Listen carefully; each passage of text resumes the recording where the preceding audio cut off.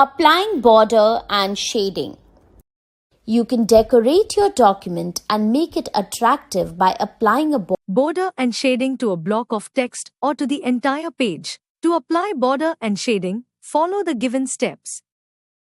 Step 1. Select the text. Step 2. Click on the Home tab. Step 3. Click on the Borders option in the paragraph group. Step 4. Select borders and shading from the drop-down list. Step 5. The Borders and Shading dialog box appears. Click on the Borders tab to apply border and click on Shading tab to apply shadow. Step 6. Select desired border and shade and click on OK button.